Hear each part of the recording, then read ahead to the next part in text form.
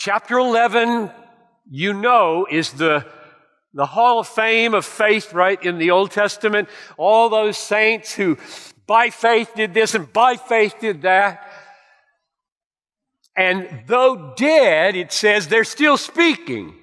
And that speaking is their witness. They're dead, their lives through this text are still speaking. And in verse 1, that speaking is called witnessing.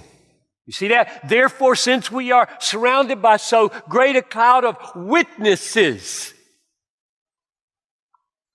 So their lives, Abel and Enoch and Abraham and Sarah, they are witnessing as we run.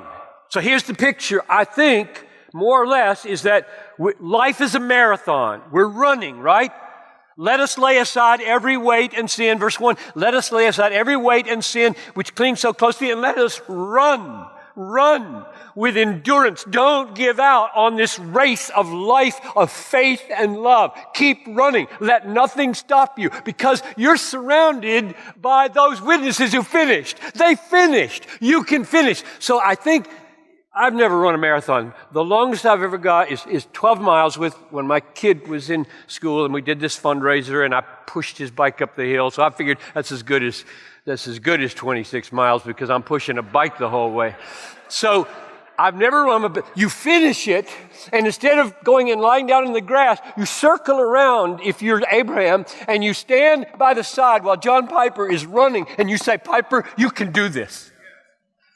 I finished it. You can finish it. I think that's the picture of the witnesses, this big cloud of witnesses who finished by faith. And they're saying to us on our marathon, where the wind is in our face and our thighs are screaming, you can't do this. You can. That's what they're saying. So life is a marathon. We're surrounded by these witnesses saying, yes, you can do this. And verse 1 points out that two things are true of real runners who finish and don't get disqualified at the end and wind up in hell. Number one, they're not stupid. And number two, they don't cheat. Do you see that? Lay aside every weight. Like, don't wear an overcoat if you're doing a marathon. Don't carry dumbbells in your pants. That's stupid. And number two, don't cheat. No performance-enhancing drugs in your vein. We don't cheat, and we're not stupid.